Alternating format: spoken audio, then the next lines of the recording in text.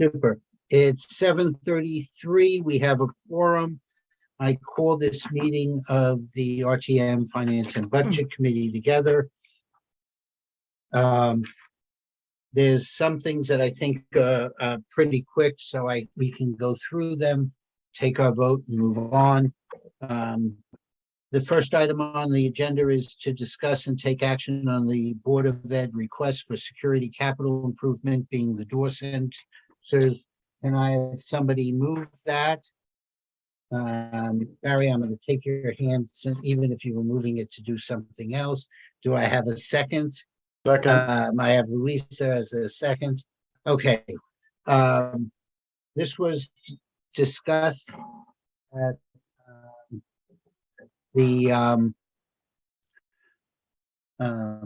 this was discussed at the meeting that we had on the 30th. Basically, these are door sensors that will identify which doors are open or unlocked. They're already part of the Oxbridge building. Total amount is $335,000. Is there any discussion, questions, or anything else that's going along on that? Are we ready to vote? This will not be capital. This is not going to be bonded. So because of that, education goes first, and we're just going to talk about that. The total amount, it's coming out of the general fund. So we're ready to vote. All in favor, raise their hand. Okay, it's unanimous. And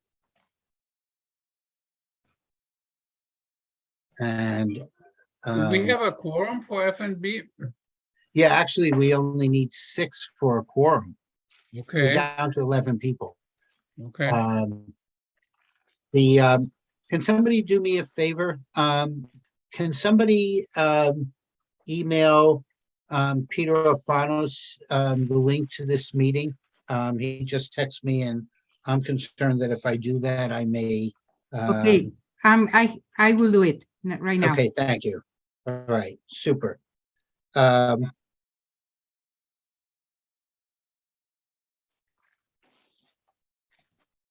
Thank you. All right. Next item is to just and take action on increasing the tax abatement for post 53 and volunteer firemen from 1,000 to 2,000. Do I have somebody moving that agenda item? So moved. Okay, I have Bill and Iris. I have you as the second. We're going to be introducing this because it's tax. It's actually, we're also going to make the motion to change the ordinance, which is section 70-24, subsection A, and the amount of tax release available to eligible volunteers shall be up to $1,000. That will now be $2,000 upon approval of this. Memo from Kate has indicated that the increase is about 70,000. It is for both, because I think we asked this one time in the meeting and I didn't have an answer at that time. It is both for the adults at post 53 as well as the volunteer fire department. We do make payments to people who are in one of those two spots, but they live in Norwalk. So we'll give them pay Norwalk for that. There's not a similar agreement with Stanford. But is there any further discussion or questions on that?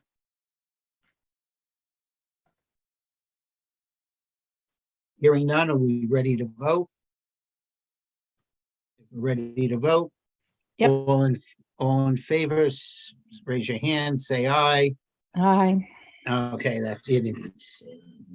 That's it. So that passes unanimously.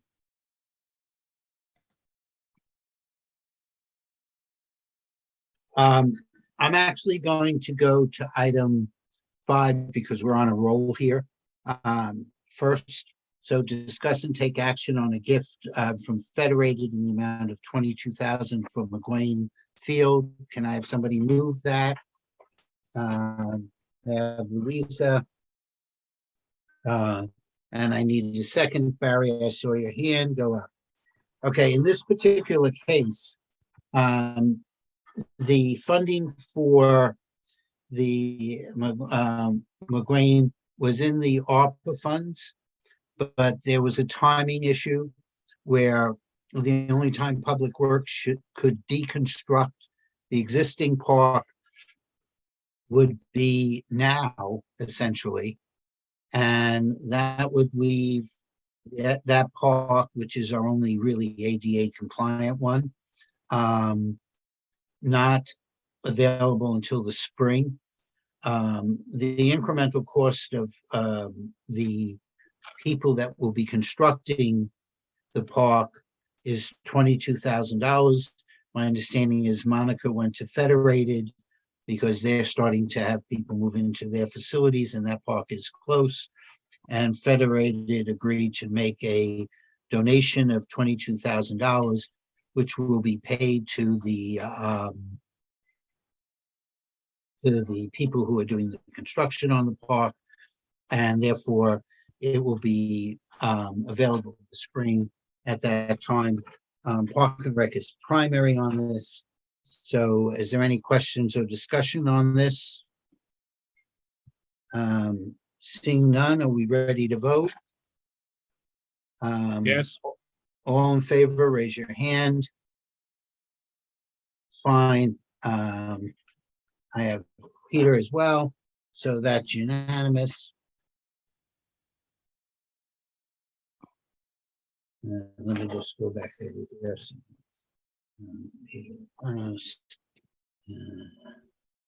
Okay.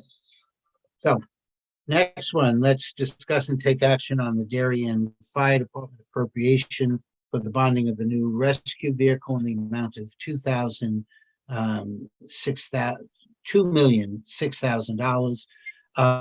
Board of Finance did not vote on it at the last of their meeting.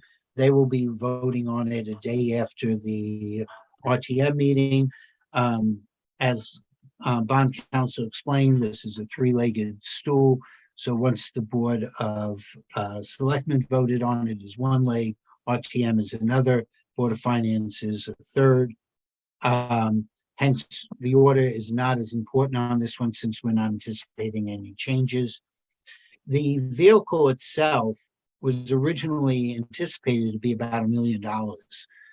Based upon costs of various materials to put it together, the new cost is approximately $1.7 million. And it's important that we get it on order to within December. So if we're doing it at our 12th meeting by the 22nd, because there's 10 days, that would be able to be done. So that way the price doesn't change. Within that, the reason it gets up to $2,000, I asked Brian, the fire chief, to give us some detail on what are some of the other incremental costs associated with that. And let me just see if we have it. So the Seagrave rescue truck is 1.7 million. Rescue tools for extrication, cutting equipment, and spreading equipment is 125,000. Strut system for stabilizing vehicles and trucks is another 65,000. Air cart for confined space rescues, 35,000. These are the big ticket. But one of the other things that we'll be getting is, treating fires of the electric cars with the lithium batteries does present some additional fire equipment necessary, and so that will also be included in this. Unlike most of our vehicles, when usually have a we pay 25% of the contracted price up front. We pay the other 75% upon receipt, which is usually 18 to 24 months. This may be beyond the 18 beyond the 24-month period, but even that, with that, if it's within 24 months, in speaking to Brian, the fire chief, the payment for this vehicle will not be due until 2 years from now when we receive the vehicle. There is no upfront money. So even though we have some information which I've been asking Jen to produce, which is estimated debt service on the truck starts at 179 and declines to 104 in the 20th year. If we issue level debt, the annual amount would be about 150,000. That's on existing rates and what's going on. And it's, totally within the Board of Finance discretion on how they want to structure the debt based upon other things that's coming due, whether or not they want to push principal out or not. So we kind of use these average amounts. On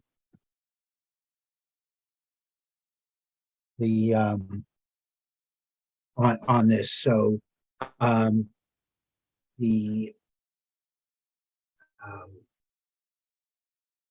I'm sorry, I got a text. I'm going to clarify something. So we use the average debt to provide the information to the board of to the RTM. But again, it's totally within the discretion of the Board of Finance to determine how they're doing it. The Board of Finance's budget is, agenda for next week isn't set. That being said, I was told to expect it on the Board of Finance agenda by Seth, and we have spoken with bond counsel that gave the RTM permission to vote of this before then. But that's basically where we are. Is there any questions on this fire engine? Yeah. Go ahead, Iris. You said we don't have to pay any money for 2 years? That's correct. Then why are we voting on this? Because they can't order it unless we approve the appropriation. But it won't really be appropriated until we pay for it, kind of thing. Well, it will be appropriated. They need the authorization to I mean, appropriated, but not yeah, and it's not going okay. to be bonded, but at right the same until time, okay. All right, I got it. Same time we're doing the appropriation, we have to do the bonding. Okay. Otherwise, it has to be coming. Would have to be allocated as if it's coming out of the general, and that would even if it's a footnote. So that's why we bond and appropriate at the same time, even though the bonding may not take place for 2 days. Okay, got it. Any other questions? I had 2 questions, Jack. Sure. Question number 1.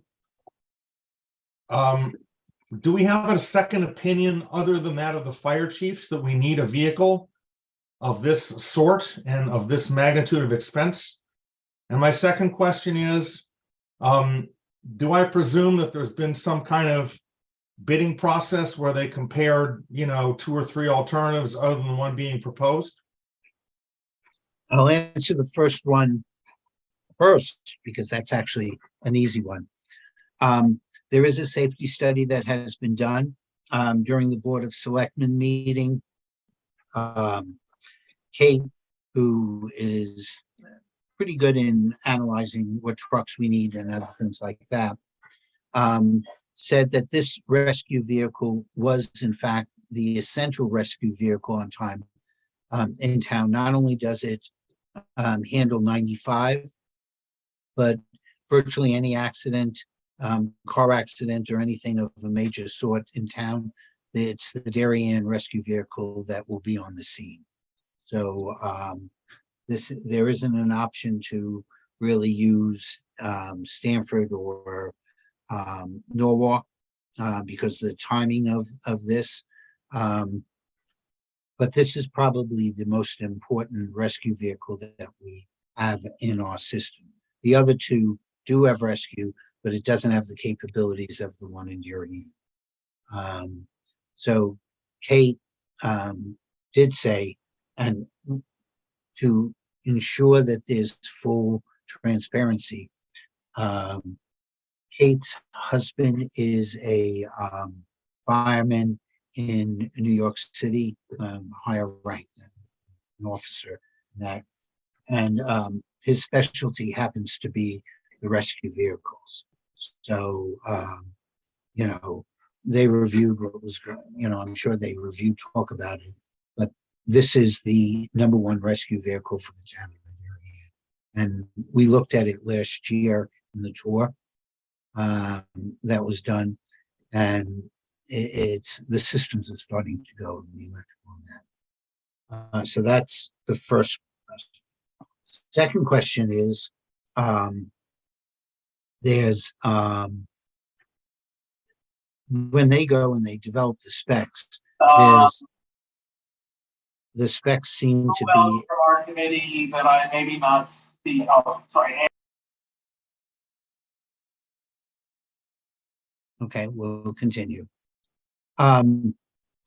They put together a package of about 150 pages that gets very detailed in what the specs are. That's handed out to several of the companies that service this.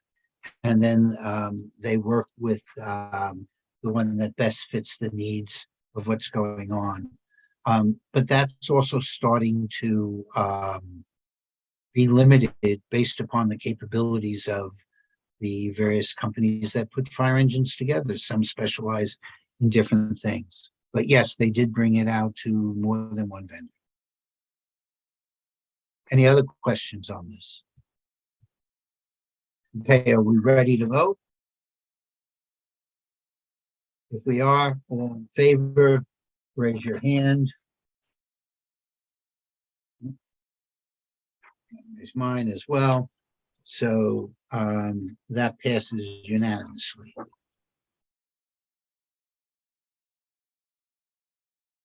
Before we go into the thing that might have some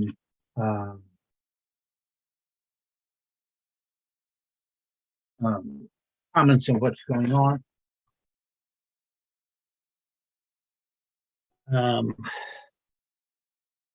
Let me just, did we, that's an embarrassment. Can we have somebody move the thing we just voted on? I need somebody to move it. Louisa and then Iris seconded it. And can we re-vote on that now that it's been moved and that? So all in favor, raise your hand. Thank you. And it is now unanimous. Trying to move this along as quickly as we can. While we're doing this, Jenny distributed, I'm doing some things out of order, but we can get it done. Distributed meetings, minutes from our last meeting. One can vote on it even if they weren't there, because it's really just voting on the veracity of how well Jenny takes minutes, not as what was going on. So can I have somebody move approval of the minutes? Move to approve the minutes. Yep. Bert, I'm taking you. I need a second. Second. I have Bill Smith. All in favor, raise our hand. And we'll move forward. Are there any? I got to abstain because I wasn't part of that, right? You really don't, but I'll put it down just because you've requested that. I was going there. Okay, so we have that. I just want to go over, as I'm trying to go through the things that I think are quick. I've put together a schedule. I'm going to put together a package of all of the board's proposed meeting dates for the budget, what they will be covering during those things, and also putting down some spring breaks and trying to figure out how we can squeeze in an F&B meeting so that we can handle any of the business we have, but also address the budgets. I sent out the package, but I'll go through some of these just in case you haven't. This is the sheet that I sent out. Eventually it will be colored, but the blues indicate when breaks are, so that we're not meeting during breaks. And I have to check 1 or 2 dates to make sure I'm not doing something during a holiday in October. I cut it off after the end of this legislative year. I've also put on the schedule something that Bert's mentioned in the past, and I fully agree with him. The Board of Selectmen have department head meetings that really go through a lot of information, and even just looking at the documentation of what's there, because they'll have more in their documentation than they will on what they're speaking. They're not supposed to be going through everything. So that's that. I've added that in just so that everybody knows when they're happening for information. But this first Board of Ed meeting to start the budget season will be Thursday, January 5th. That's when the superintendent will present their budget.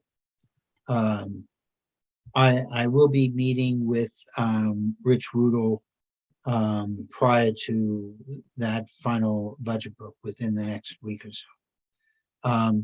The all-day Saturday meeting is on the 7th, and then they will have regular meetings going on, and eventually vote on the budget on. I have a feeling I know who that is. Beth, can you mute your phone? Who's?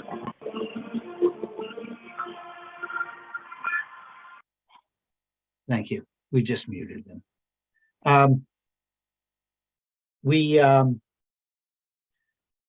The Board of Ed will vote on their budget on February 14th. The Board of Selectmen will start their budget on Monday, the 30th, meet on the 31st, and then on the 1st again. And so I'm going to propose to meet there. But then they're meeting on the 6th, 7th, and 8th, and on the 8th, they're doing their budget vote. So whatever they're covering in those last 3 days, we're not going to have any real opportunity to make any comments before they vote. Or if we will, it'll be through email. But I tentatively put down a meeting for Wednesday, January 11th, and they are asking the RTM to make comment on January 17th. Although the Board of Finance will be making their comments on the 24th, I actually may be requesting that we move our comments to the 24th as well, simply because I always like to hear what the Board of Finance is saying before we're making our comments. But also it gives us another week. But I do have us scheduled for Wednesday, January 11th, Wednesday, January 18th.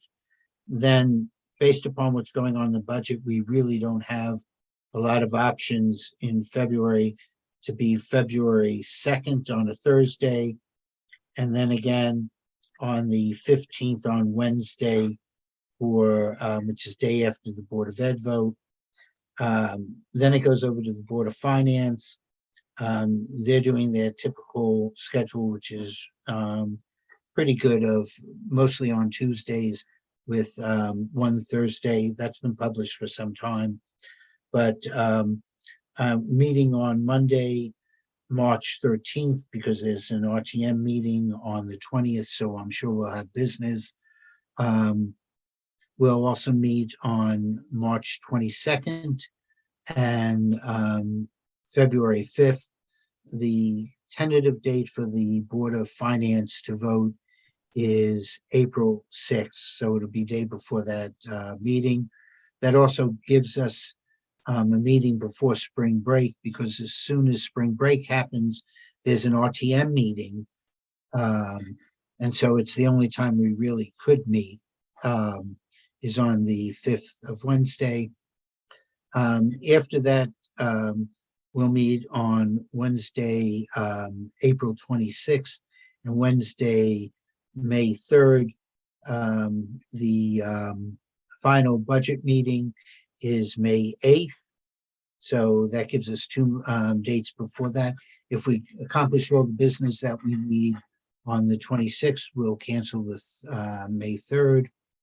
And then after that, what I did is 2 days after any rules meeting, May 24th, Wednesday, September 7th, and Monday, October 9th. So 2 days after rules meet, we'll meet to do whatever business we have going forward. So we may need some special meetings as people feel they need to have it. But, you know, as we've done in the past, I think our goal is to know where we stand on the budget before the Board of Finance votes, so that essentially, you know, I like to say that 5 minutes after the Board of Finance votes, that we're ready to vote as well. You know, providing we're all in agreement on everything. So hopefully that's the case again this year. We will divide up into groups to look at various parts. And Bill, I'll contact you on how we're going to split things up, just to look at various aspects of the budget. So please look at this, make any comments that you feel necessary. It does have us 1, 2, 3, 4, 5, 6, 7, 8, 9, 10, 11, 12 meetings during the course of the year. But I think that allows us to cover things. And, you know, if we're finding that we're in good shape, we can always cancel a meeting. All right. So Jack, since yeah. this looks like a standard schedule that we had in the past, before the taxpayer gets worried about us not being concerned about inflation and how it affects the budget, my view is that we have enough meetings the way you have set it up right now, but that we all have to anticipate that the meetings will take longer than in other years. Matters how well they document their budget. One of the things that we presented last year was increases to core business and then growth, so that they were able to separate out on major categories and be able to explain those various areas. In conversations I've had with Duke, that's how the Board of Ed will be showing it. So even in our meeting on the 30th, they understand that the security officers, the SSOs, even though they will be hired this year, because they weren't in the prior year's budget, they will be considered growth, because part of how they're spending for that is because of, you know, they were fortunate that our average student cost came down. We've had a little bit more people qualified, but on the same token, we didn't get the 75% that was in budget. We're only at 70, but that's partially funding it. The fact that 3 classes didn't break is what's funding the director of mental health. But again, one anticipates that the same 3 classes in budget control, if not 3, 2 will be budgeted next year. So both of those positions will be shown as growth. I've spoken to Kate, and Kate likes the idea also, thought that it better explains her budget. We do know that there's potentially an addition on the fire marshal side because of the buildings and everything. They deferred one of the positions to July 1st, so that's already going to be in there. There may be an addition in the senior center, and there may also be an addition in the health department. We'll know that, but those are ones that they're talking about. Without question, for both the Board of Ed and the Board of Selectmen, pension costs will go up. The market did not perform at a positive 6%. And I think they shut it off at the end of in the summer. So any potential December rally that might have occurred isn't calculated. But so if we have a greater shortfall, we have either 5 or 10 years to accrue that up. So that's going to increase pension costs. On the Board of Ed side, they were capped on their healthcare costs last year. They weren't allowed to go over a certain amount. They have the same experience rate. They're now going to have the remaining part that they didn't have to pay last year, maybe coming in this year if they have the same experience. So there's more than a couple of things that are going to be coming down the road. Teacher's contract, we'll see. There is in one of the Board of Selectmen documents, I'll see if I can get it, the information that they did on the teacher's contract that was presented to the board. Make sure that that's up to date and then go from there. I believe Jim was on as part of the negotiating team, or at least present there. I don't know whether or not they take an active role, but that's basically it. So depending upon how well they document what's growth in core versus what's new items, we will have some benefits this year.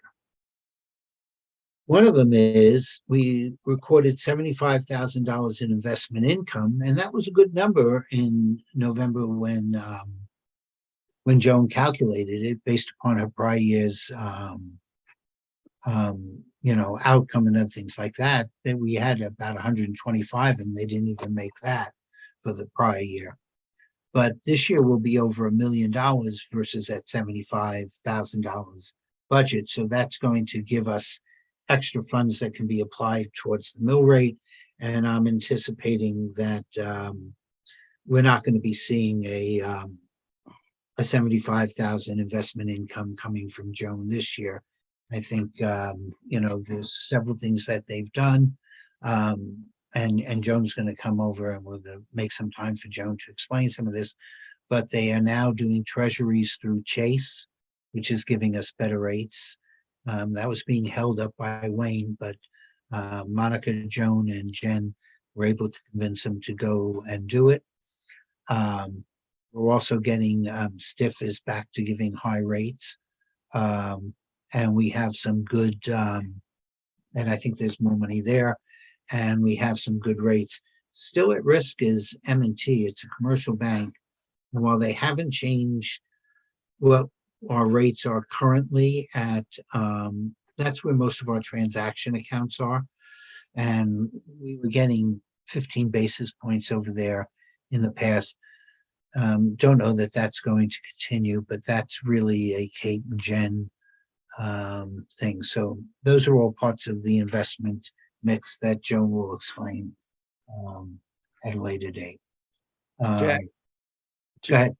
just regarding the calendar, November 7th is a Thursday, not a Wednesday. Because they said 9/5 is rules meeting on a Monday, and it's actually a Tuesday. That Monday is Labor Day. Oh, that's right. So do you want to make this 9/6? Yes, so if that's, you're right on that. Good catch. So that the 5th is a Tuesday because of Labor Day. That's correct. That's why I said I had to check those last ones. Yeah, let's do it on Wednesday the 6th. So you do it on, we do this on 9/6, and then 10/9 is Columbus Day. That's the other one I had to check. I'm not sure whether, people Move have it to Wednesday. 10/11, 11, 10/11. Okay. as I said, I finally got everything integrated and I didn't get to check those last two, which is that why I said I had to check those ones to make sure I had the right dates down. But, all right, so we'll do those corrections. I'll get that out and, we can vote on it at the next meeting, but at least we have the draft for what's going on and I can hand it in to Krista and, set up, a request to have, our Zoom or GoToMeeting for those dates.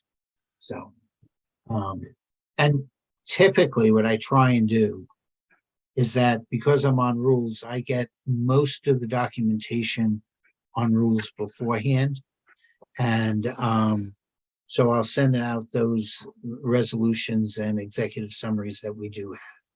And if we need to defer from one to another, we'll just make a special meeting if there's information that's missing, as opposed to holding two meetings.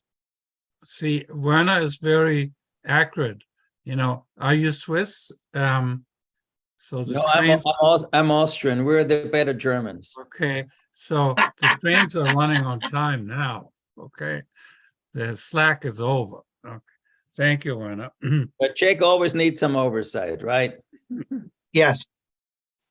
And based upon how everybody's performing at the World Cup, where the US played its best game against England and was an embarrassment on what they did against the Netherlands. And I turned off the afternoon game at halftime when Brazil was already up 4-0. I have no idea. So I'm leaving this meeting right now, Jack. Well, it's very simple. The US doesn't have a German coach anymore. That's why they we can talk about that because I liked our German coach. But then I'm somewhat.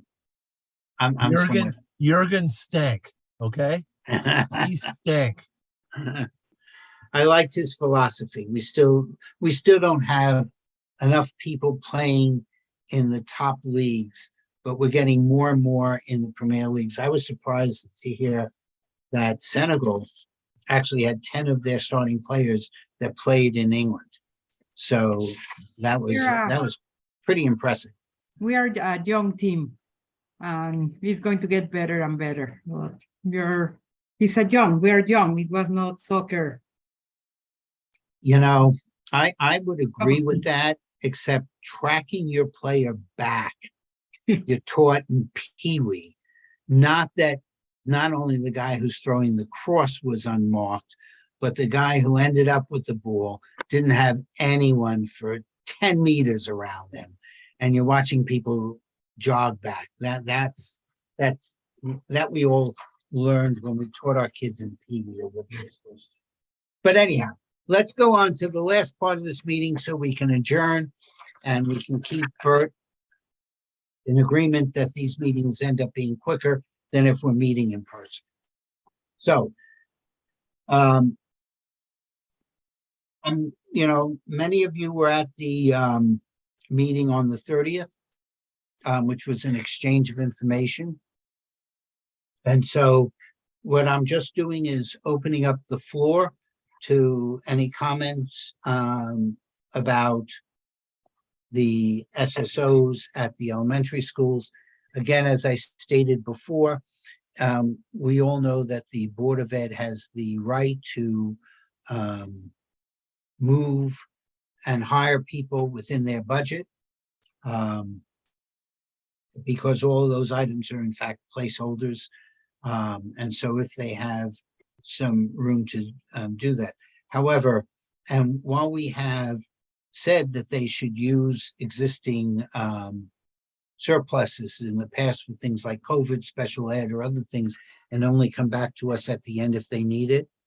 In the 20 plus years that I've been on the RTM and specifically looking at the Board of Ed budget, this is the first time that the Board of Ed has done 8 additional employees, FTEs, off cycle. and told to use your existing funds, as opposed to at least coming and having an explanation. I do think that the meeting went well, but, that's only my perspective. So I'm opening it up to everyone else, and I'm going to keep quiet. I'd like to, I thought about this after the meeting, and I'm obviously sort of new to this game, but I'd kind of like to summarize what I thought I heard at the information meeting. So my understanding is that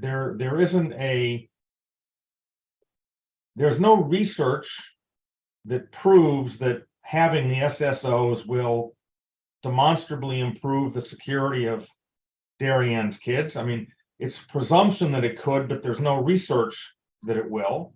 There aren't guidelines either at the federal or the state level that one needs to do this.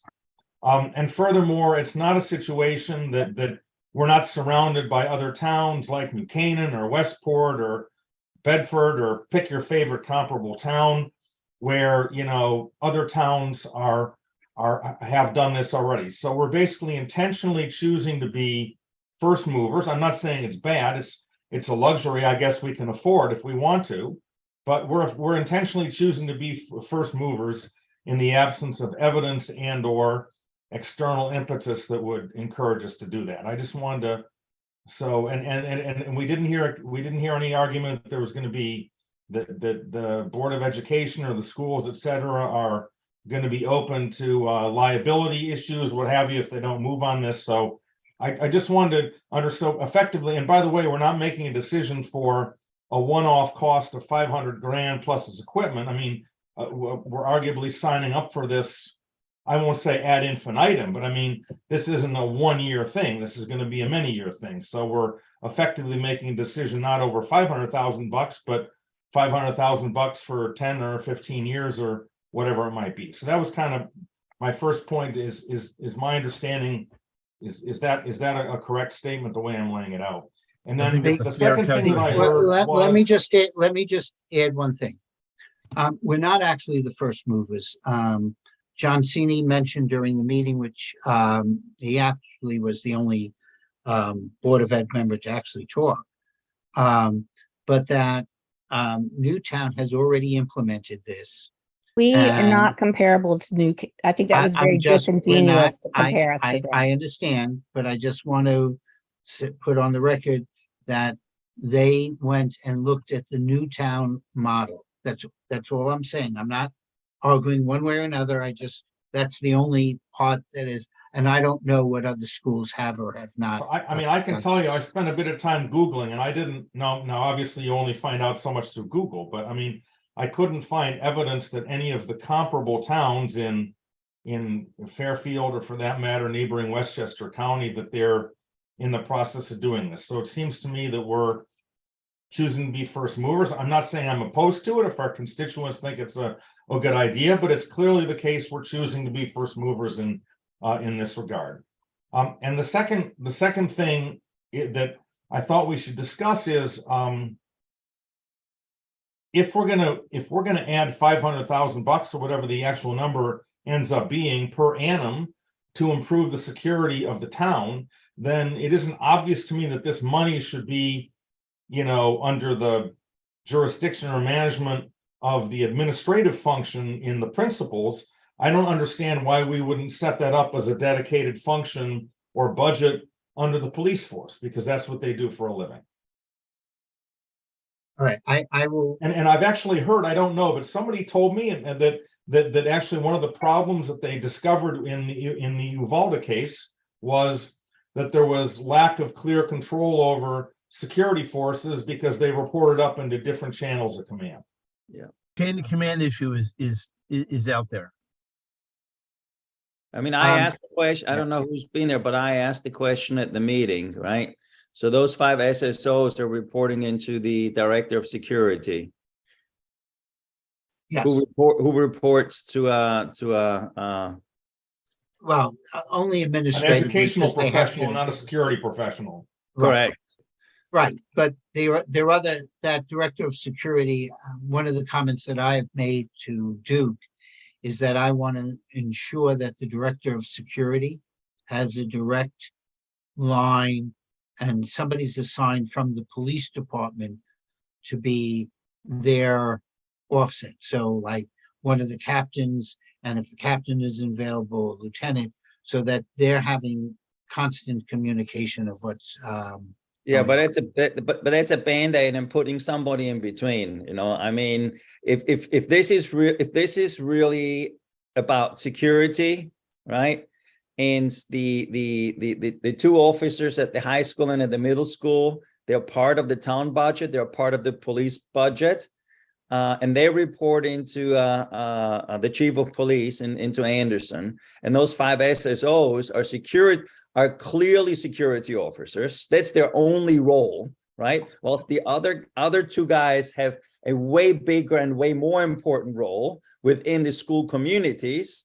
I don't understand at all why these 5 guys are not reporting to the chief of police and why they are not on the town budget, i.e. on the police budget. It does not make any sense to me whatsoever. Yep. I'm going to play devil's advocate here, but there's 2 things of why I do not believe this is reporting into the police.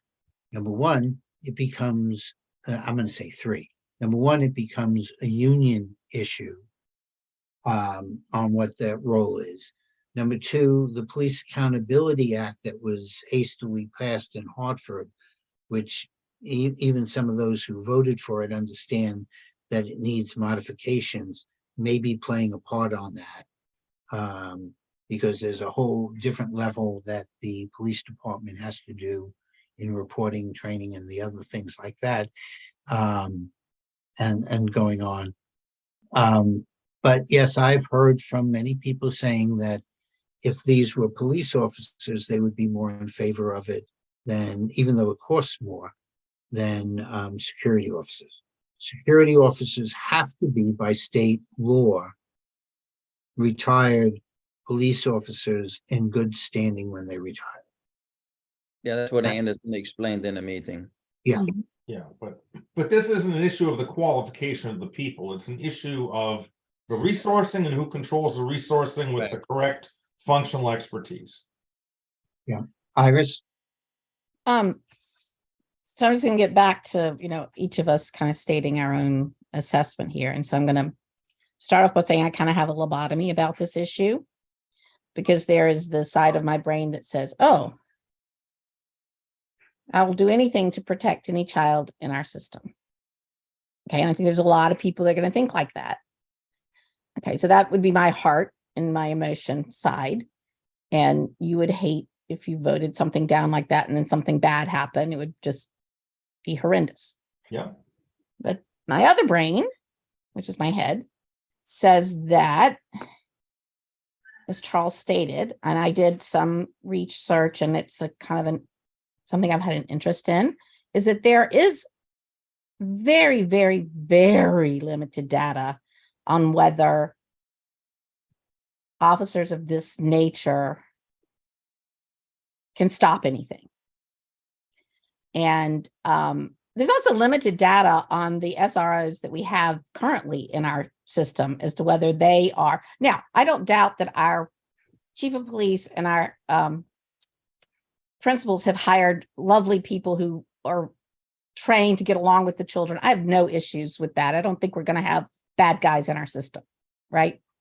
So that's not, but we are spending an awful lot of money for something we don't even know that makes our heart feel good,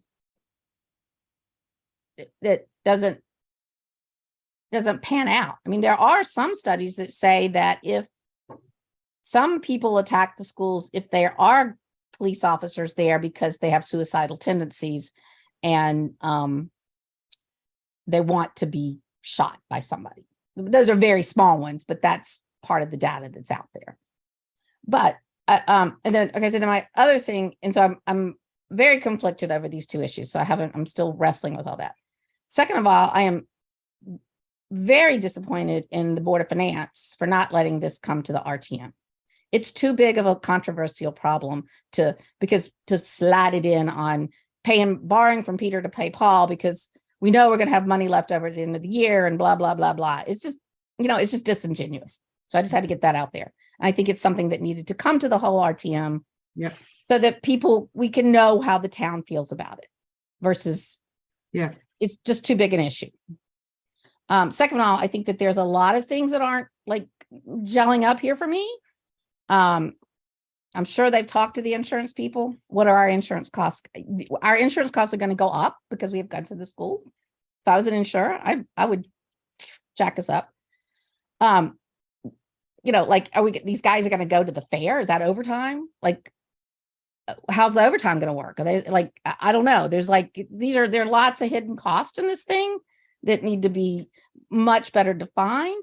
I also heard in the meeting, I guess it's the finance person who said that when we were talking about the deferred, whether it's a deferred plan or I'm not using the right term, but pension versus a defined option plan. DC And that the versus only DB, reason, yeah. and that the only reason that they were looking at pension for the head guy, one of the head guys, is because the candidate wanted it. I'm sorry. We have to have a policy. We can't change the way we're headed because a certain candidate wants it. I'm sure there's lots of viable candidates, and we shouldn't change our methodology because that candidate wants it. So that there's a wrongness there. So, there's just a lot of things that I'm not sure why now, why with such limited data, why, it's very confusing for me at the moment.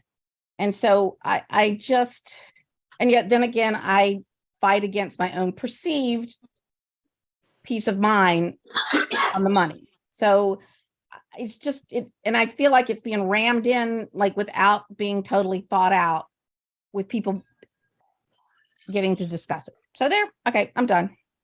Iris, if I may jump in here. We This have is the James reason- Pale. We have James Pale in here. Can we ask Jim? No, not right now. I want to hear our committee speak Okay. first. Let me, Iris, I concur with many of your comments. The reason why we're having an extended debate at our meeting next Monday, week from today, is because there has been virtually zero public input comment for this policy, and that's why we're having it. And frankly, it's being limited to a certain time and time frame. I think we should lift that time frame. I think everybody should have a chance to speak next Monday night at our RTM meeting. I think it needs more than one night discussion. People, I things don't take a long disagree. time to percolate through this town. Yeah, Well- and that encompasses both your comment about the how this is being financed, and all the financial approach to it, and also the other issues. I think people need a chance to be able to air their point of view on this, and that's why I'm welcoming the. Yeah, and I am wrestling with the decision trees. I'm wrestling with them because it's very let- complicated. Can I say something? Since I wait, have my hand up for a while, I Go ahead, really Bert. understand where people are coming from both the budget side and from the procedural side.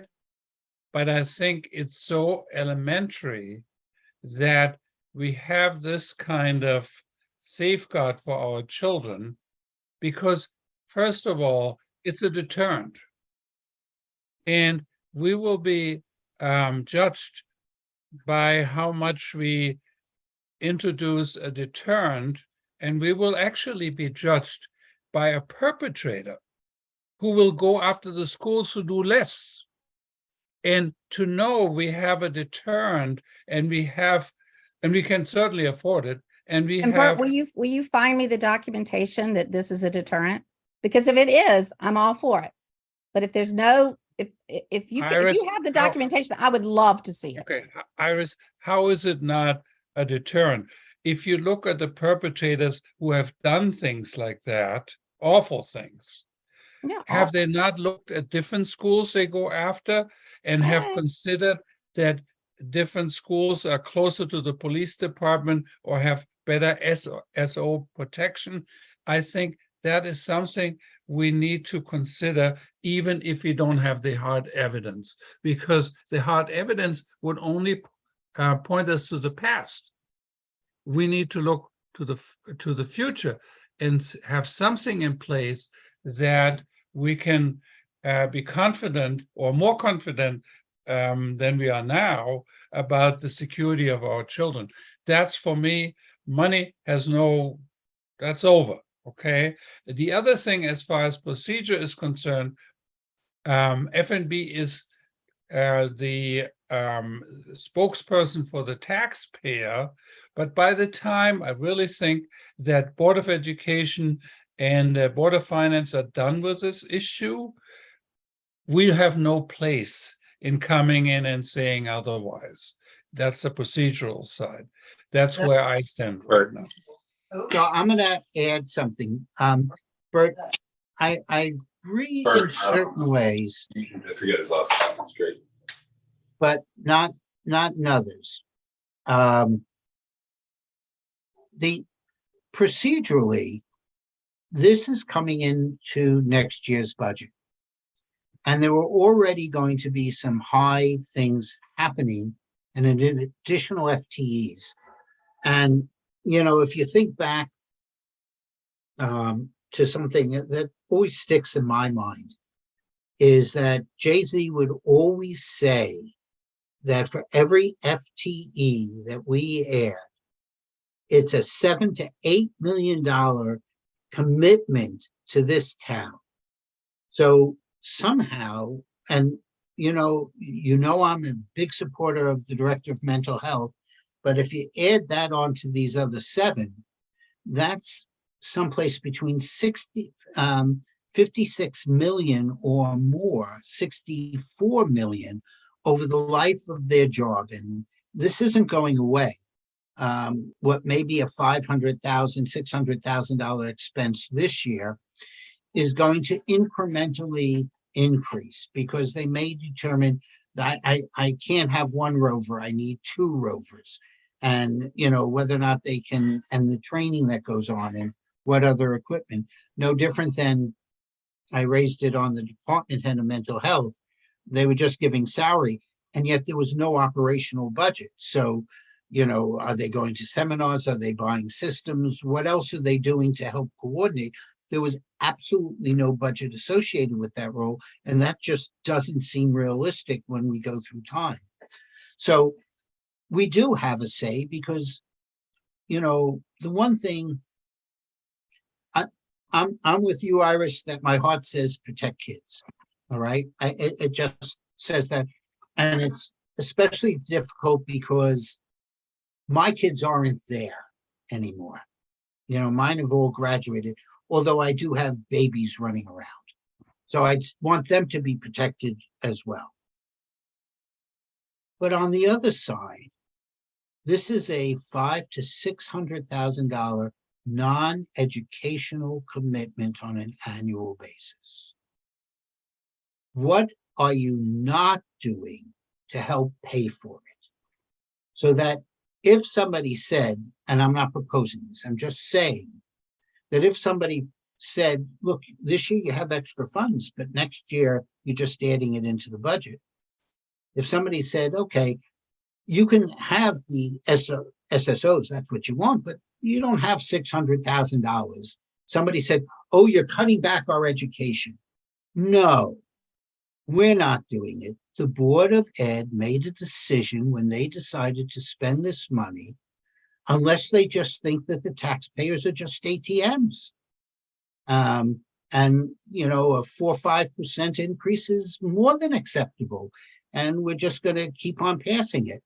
So, you know, one side of me is saying, I want to protect the kids. The other side keeps on hearing Jay-Z whispering in my ear that this is a large financial commitment that isn't going away. I made a joke that, you know, it doesn't go away until we have RoboCops going around.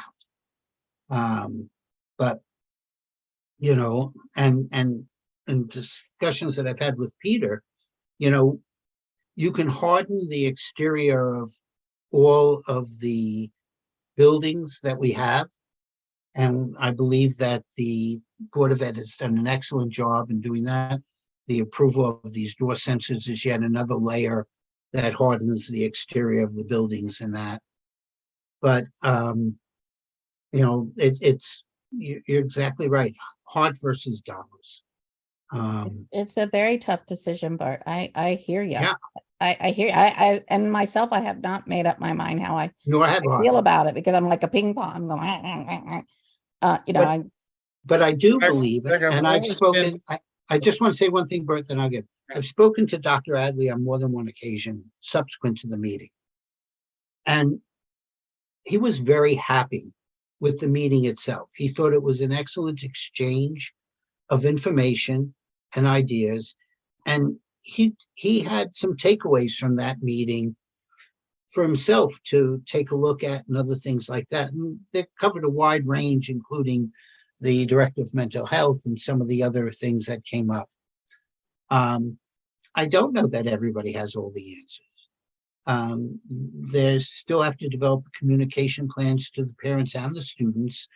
And if they're starting to move them in sometime in mid-January, you don't have a heck of a lot of time to do that.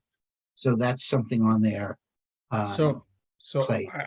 I think I enjoyed being on FNB for 7 years because we are the ombudsman for the Darien taxpayers. They need to know, and they do know, that we represent their interests. And so here we come in front of an issue. Iris voiced it very eloquently. That really is in our heads in two ways. And so it is in all our taxpayers' heads. The husband says, we're paying enough taxes, and the wife says, no, we want our children to be safe. So it's great that we have brought up the subject tonight, because we are the ombudsman of the Darien taxpayers, and we have to deal with it because they want to be heard about this issue through us. What I'm saying is we have reached a point in this country with children being killed in schools that we need to come down on the side of the conservative. So, you know, we need to protect the children more than the taxpayer on this one. And I think we even protect the taxpayer in a way that by making the schools safer, the real estate values are maintained and all these other things. So it is a very, Iris said it, it's a very complex issue, okay? And it's in the end a personal issue, I think.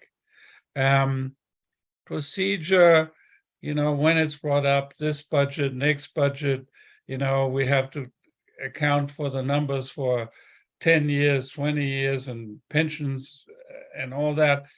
I think that when a single child is being killed in a school anywhere in this country, it's so devastating. I really, for me, I just don't have any other answer than give him the money, do whatever we can do. And that's actually what this Board of Education said, and I believe the Board of Finance is leaning to. I'm okay with that. Yeah, it's not, Bert, I think the other part that Iris brought up is that I personally, I like counting votes if something's going to come to the RTM, so I have a rough idea where the outcome is. I tend to believe that had this gone before the RTM, there would have been both sides of the issues, and it's not just simply, I like guns, I don't like guns, I'm in between with guns, I don't care. I didn't make one of my comments, which is kids still want to grow up and be policemen as well as firemen or cowboys. So I'm not as concerned with guns being in schools and other things like that at this stage. But that being said, I mean, there's still so much unknowns. I'll see if I can find it, but this week I read an article on the shooters and what's going on. And a very significant percentage of them have come from abusive households, often where they're shooting one or both parents before they even go on out to do what they're doing. It was a very interesting study that was there. I just don't think we know the answers to this, but I'd like to have a compromise. We can't just keep on adding each year higher and higher school budgets. It's just not sustainable. So if you make this decision to add 600,000, 500,000 for the security, which you truly believe in the Board of Ed, figure out what you're not going to be implementing this year. There has to be, you should be also looking that having this security is important enough that I can defer this to another year. I can defer something else to another year. Do I really need to hire how many more FTEs? I know that we're anticipating one additional custodian over at the at Oxbridge, and we'll have a full year cost of Oxbridge. So when you're looking at all those things, we haven't even talked about a teacher contract yet, that you have all this and you're bringing this on. What other growth items do you have that maybe this isn't the best year to bring it in? And that's the real tough decision for the Board of Ed, because that's the balance that they need to have. And I think that we're looking for the benefit of the taxpayers. So, I mean, that's just my 2 cents. If everybody's felt that they've had their questions and other things like that. I still have my hand up. Okay, go ahead, Werner. Sorry. You said, Jack, I think correctly, that this is not an educational spending. So frankly, I don't, and I'm only talking it from a finance standpoint. I don't understand why a non-educational spending, which actually is 100% security spending, falls into the Board of Education budget. The second piece that falls right into the line is because it's part of the education budget. The security officers, and that's their only role, are not even reporting into the head of police, but they're reporting into the administration of the Board of Education, which I think is the only reason for that one is, and it might be some financial as well, because you said it's cheaper, is because it is part of the Board of Education budget. And then we all know that we don't have a say on line items on the Board of Education budget, but we do have a say and a vote on line items if they're on the town budget. So if this would really be where it's supposed to belong, which is on a town budget, that would have forced a communication with any discussion within the RTM, and then it would have put our body, the FMB committee, into a driver's seat or into one of the constituents to basically talk about this line item separate. So I see that. So I personally feel that this has been construed. The second piece is if this is being financed for the next year because we have a surplus, right? And it has a continuous impact for the next 10 or 15 years, that financial impact is huge. It's a huge financial impact. And I think it's absolutely incorrect to basically, and Jim, I'm going to ask you to please answer. Jim doesn't have an answer on that for right now, Werner. Okay. All right.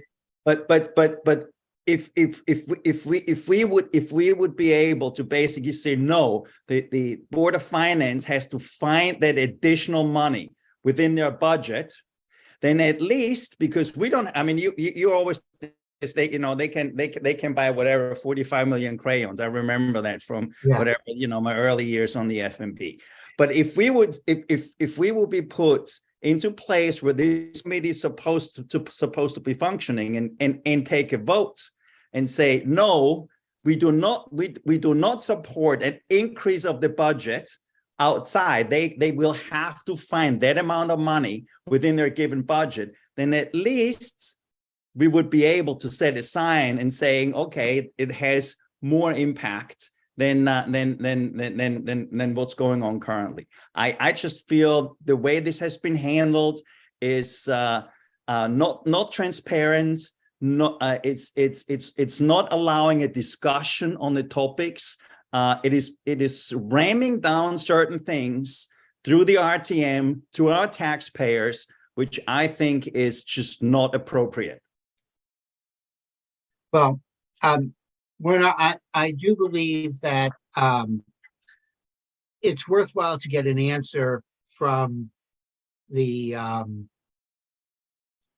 I will speak to the chief, I'll speak to Duke and Adley and get their answers of why it's in the Board of Ed budget. What are the complications of it being in the difference between it being in the Board of Ed versus the school budget. I actually believe it's supposed to be in the school budget, not in the Jim Board said of Ed. Jim's on there. Jim said I understand, Werner, and Yeah. I will get to Jim Okay. when appropriately.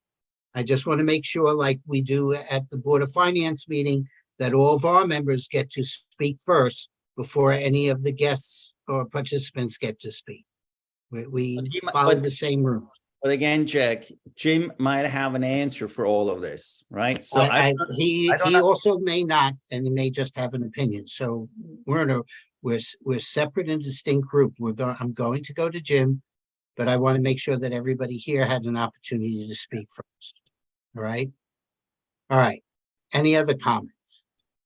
Now, I'm going to Jim to unmute. Jim, can you unmute yourself?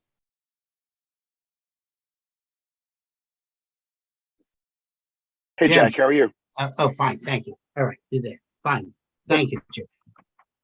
So I think, Werner, to your question about like the importance of this decision and the amount of money, which is, close to $500,000 a year added to the operating budget, I do think it's an important decision that the Board of Ed has made. And I do think it's one beginning back in August and September, and then in October, the Board of Ed held, I'm sure some of my colleagues on the phone will correct me, but I think 2, if not more, public meetings with 4 public comment sessions, inviting sort of the community, which includes, I think, obviously parents, kids, and elected leaders to all provide input on this. So I do think a lot of the questions that you guys are all asking are very fair. I think they, in hindsight, they're probably ones that should have been asked at their September and October meetings so that the Board of Ed could have heard those in terms of making the decision. But I think there's one important thing that everyone should just sort of realize from a process standpoint is the Board of Ed did not come to the Board of Finance asking for a special appropriation of dollars that could only be used to fund a partial year of increased security staff. What they did was they came to the Board of Finance asking for approximately $300,000 of an increase to their $110.6 million operating budget, which we all and you all approved back in May. So, our decision, I think, to Iris's point about whether we somehow circumvented that, I just want to make sure everyone on the phone understands that, while we sort of listen to the Board of Ed and the chief and the administration debate this issue, right?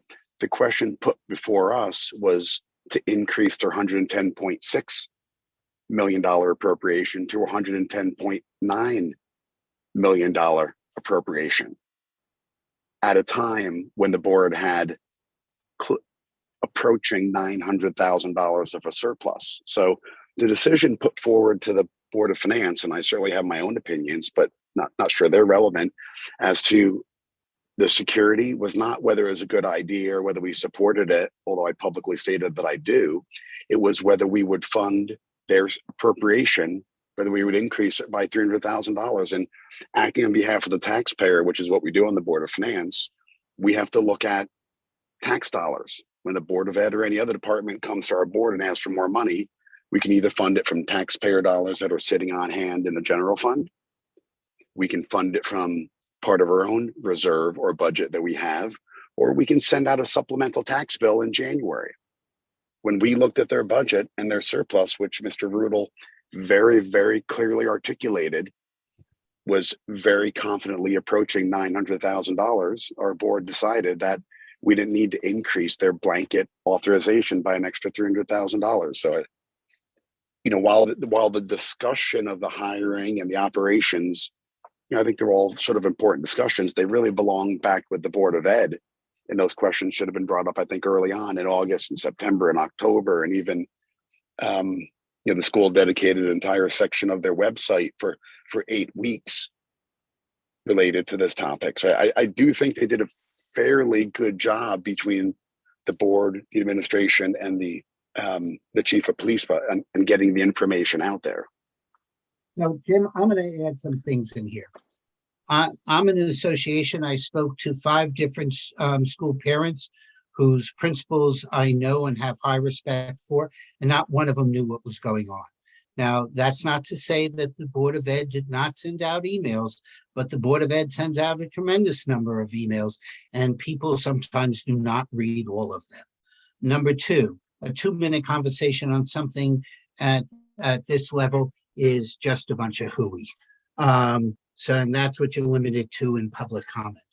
Number 3, yes, they went there to an increase of 300,000, but the mere fact is that they went there specifically associated with these SSOs to just say that, oh, it was just 300,000 that they added for, and therefore we didn't need to look at the detail behind it, is again something that I would take a different opinion on. Otherwise, why do we even inspect when they come in and ask for 115 million next year? You know, it's just, let's give it to them. We don't really need to have a discussion on the things. Now, whether or not one agrees with it or not, the fact is that this is a very unique situation based upon, you know, whether or not they had COVID expenses in the prior years, or whether or not they had special ed that dates back to when Murray Stegelman was the chair of the Board of Finance.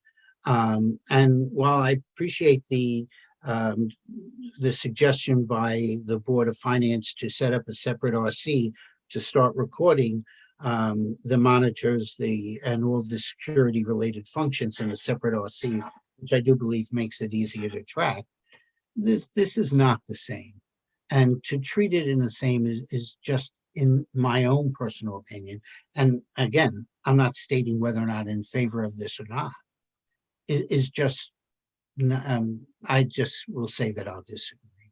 And I think that other people too. I disagree with Jim. This is Bert.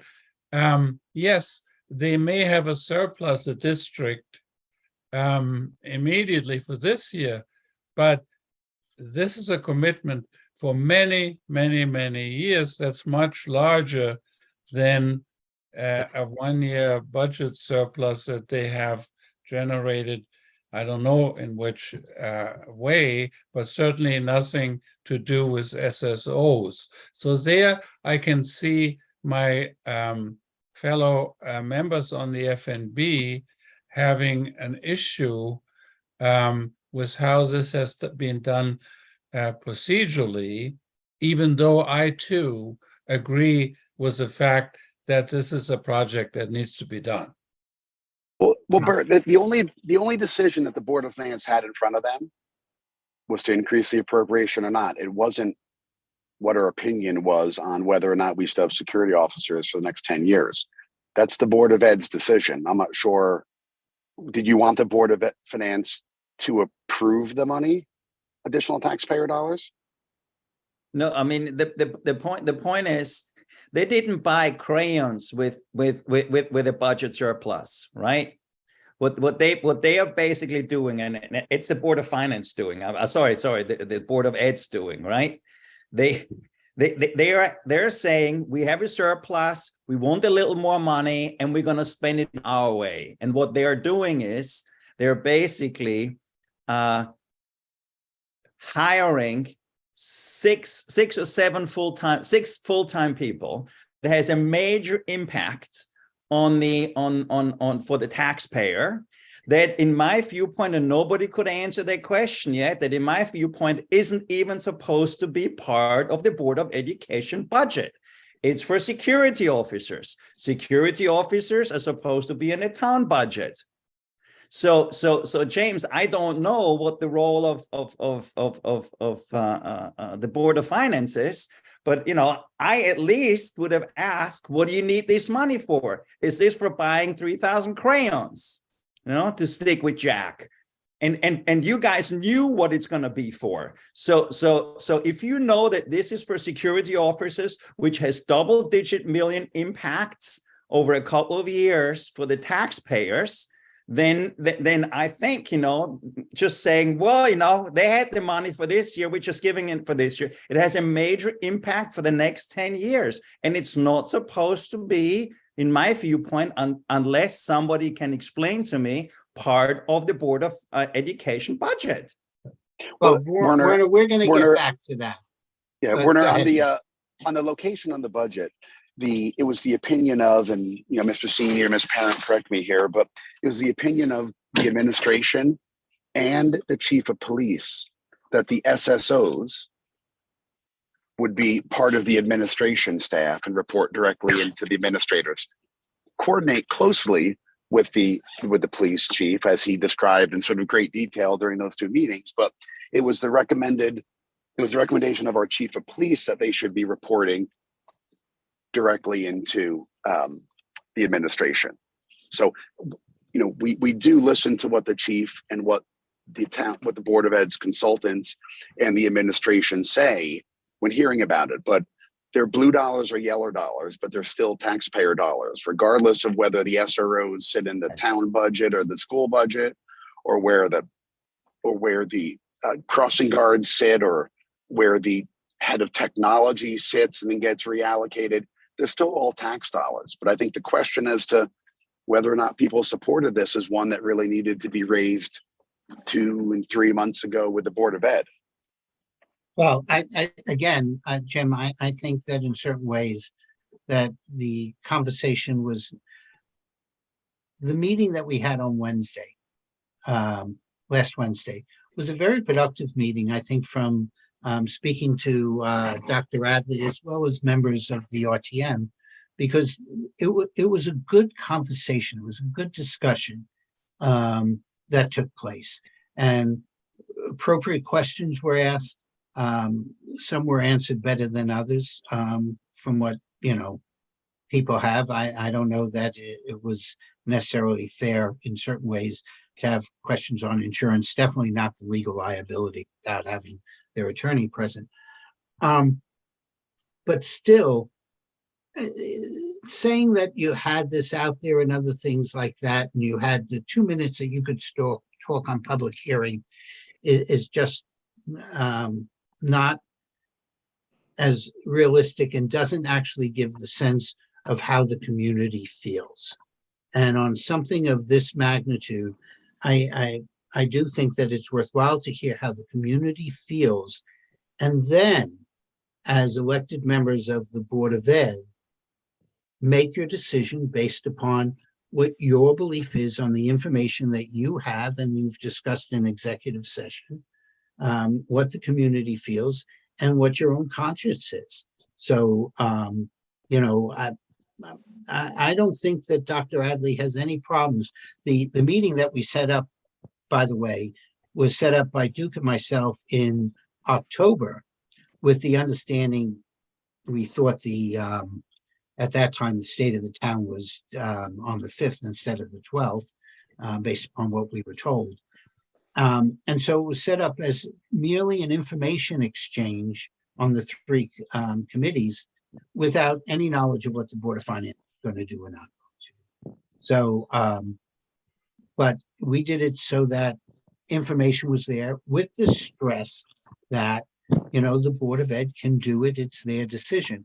I'm going to speak to the chief, and I'll speak to Dr. Adley, and I'll get an answer of why they both felt it was more appropriate. And if necessary, if they do a better job explaining than I feel comfortable doing, then ask the chief to attend our next meeting that we're having.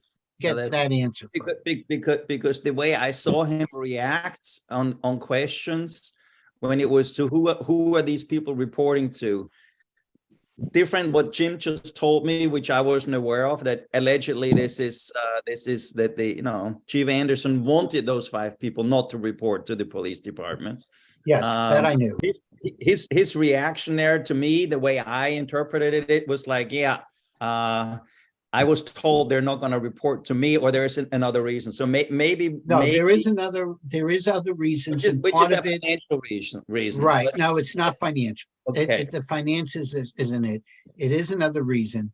And I'm saying without wanting to sound political here, because I've been known to challenge what was in the intent may have been good, but what they had in the Police Accountability Act had many errors, including that no police force can have military style equipment, which by definition said that all of the police forces had to give up their night vision goggles that they would be using to search for people, or any of the coastal towns that use on their boats to find for a capsized boat.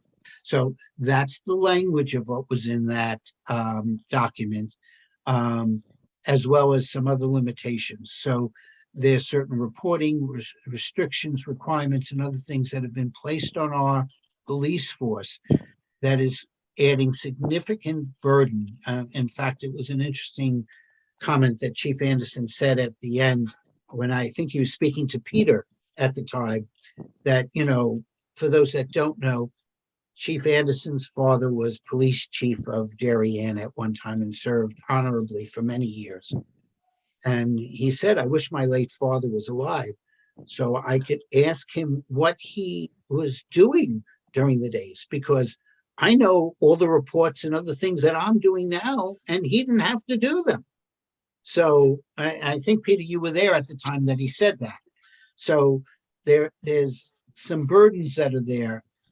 And so let me speak to him rather than continuing today. And let's understand his viewpoint, because Right, I'll speak to him, I'll speak to Hadley, and we'll be able to come back and possibly ask him to drop in for that, to at least answer that question on that. Jack, this is John Feeney. May I have a second to speak, please, to clarify one thing?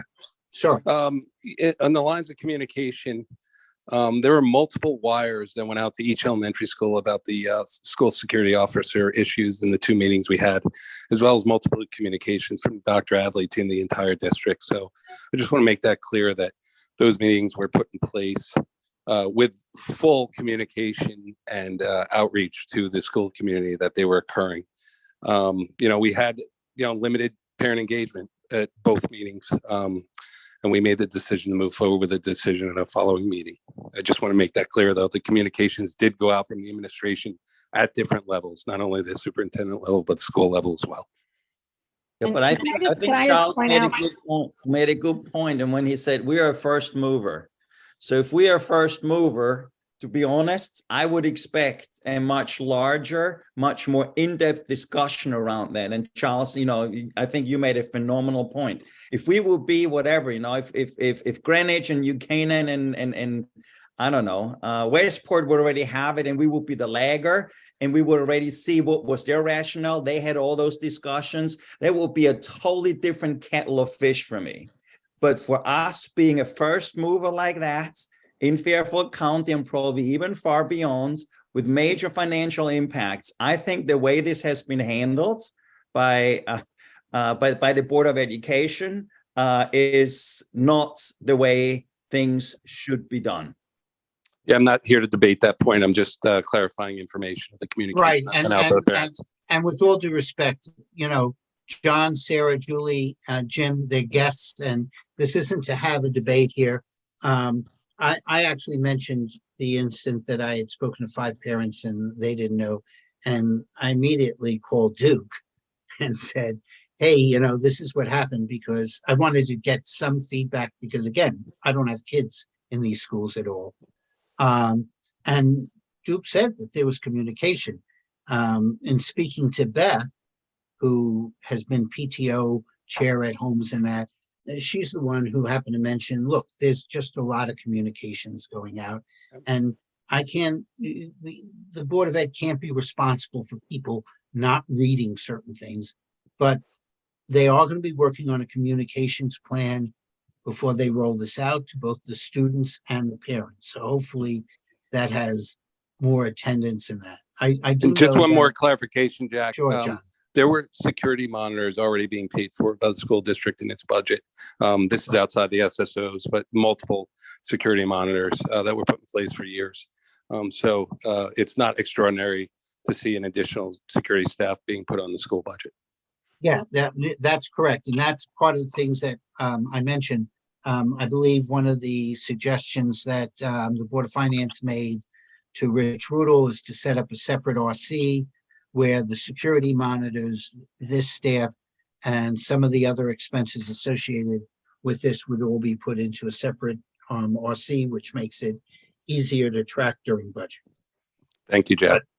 Okay, So- Jack, so we're here to, looking at the agenda, we're trying to find a consensus or have an open discussion, not aimed at any decision. That's I think correct. we're not doing that right now. John said the right thing. This is not the platform to have further discussions between boards and committees. I think we are where we are right now. Okay. I think we should at one time or another conclude this evening, because I really appreciate, Jack, that you brought it up, because it's very important. But I think we got a lot out of the discussions. But I think we're at a point now where we're not going anywhere. Well, I agree. My intention, which was what Duke and I originally set up, was an information exchange to make sure members of the RTM had the information that they may or may not have been able to get during the Board of Ed meetings or at public comments. I requested that we added in the Director of Mental Health, simply because that's also going to be a 2024 budget item. And we have more time to discuss it in a meeting like we held on the 30th than we're going to do during budget. They're going to run through it. So the purpose of today was just that people can ask more questions. This is being recorded, so people who are unable to attend can attend. Dr. Adley asked if I wanted him to participate, and I honestly said no, because I thought this was really amongst our team here, and not to put Dr. Adley or anybody else on a point. So if that, and I just you have know- one thing to say. I just want to Sure. remind us all that we are representative, and how we found out what everybody thinks is always tricky, of the people who elected us, and that's everyone in town, and not necessarily just parents of people that have kids in the school. And so our job is to let everyone know what's going on and why their taxes are going up and what it is involved in. And so it's not just to whichever side of this we all come out on in the end of the day, it is about letting everyone know what's going on, and not just parents that are in the day-to-day minutia of the schools. That's Iris, all I'm gonna say. I fully agree, which is why one of the things that I pushed, and Mike's here and Peter are here, but one of the things that I pushed during the Rules Committee is that the RTM would have an opportunity, as well as members of the public would have an opportunity, as well as elected officials would have an opportunity to discuss this at our next RTM meeting, which has a much broader viewership, hopefully, than just school parents. So I'm not going to say we're the most watched thing. You know, we don't we don't equal Survivor ratings or other things like that, or Oak Island or any of those others. But at least it's someplace that Channel 79 does a great job of. And with that, unless anybody wants to say anything more, because we're destroying what Bert says, that these meetings take less if we do it Hey, online. Jack. I want to Hey, say, Jack, if I Jack, could is just, we are Yeah. the most attractive committee because we are the most watched committee because we are the most attractive committee. So on that note, I move to close the meeting. Jack, Jim wanted to say something. Yeah, Well, I'm letting Jim say. Go ahead, Jim, well, before I you take guys that motion. you guys certainly are the most attractive committees. I'll second that. Just one question as you guys discussed this, and there was a lot of discussion around the whole merits of the SSO and everything, but I think what would also be great for our board to know is there is a financial aspect of this. And so it would be interesting to know kind of what your opinions were in terms of whether or not your committee actually supported an extra $300,000 transfer or not, separate and aside from the whole decision around the SSOs, just because that was the original motion kind of put forward from the Board of Ed. Thanks. And Jim, that's part of the reason why I think many of us wanted to have it at the RTM. I personally believe that it would have passed and supported it, but it's not only for this 300, but it's for the 500 to 600,000 that's going to be spent in the 24-year budget, or as I like to say, over the next 20 years, this is going to cost us someplace between 12 to 18 million dollars, and that's a lot of things, that money that we could use elsewhere. But Yeah, but Jack, are you saying with a $900,000 surplus, you would have supported an extra 300,000? yes, That was my only question. Okay, Yes, that's yeah. just want to be Yeah, I clear on would that. have- Thanks. I would have supported that. And, you know, we very much can rely on this Board of Ed, as they've shown over the last year, that if they did end up with that surplus at the end of the year, then we would have gotten it back anyway. I mean, that was similar, very similar to what we did in COVID. We gave them more money and then they returned some of that money, and some of the money they returned was actually the appropriation that the Board of Finance and the RTM gave to in February for COVID. It was at 1.8 or something like that million. Your mind is probably better than mine on that. But then when they Well- returned money, some of that was giving us back the COVID money. Well, So Jack, I would have supported that. Yeah, I appreciate that, but that line of thinking would also suggest that you would just never ever touch a budget or review it because they would just give all the money back like they always do. So, but understood. Well, not always, but yes, currently, yes. So anyway, with that, I will now take Burke's motion to adjourn. And all those in favor say aye. Thank you all for the guests who showed up. John, thank you for your comments. John, also thank you for your comments that you made at the meeting.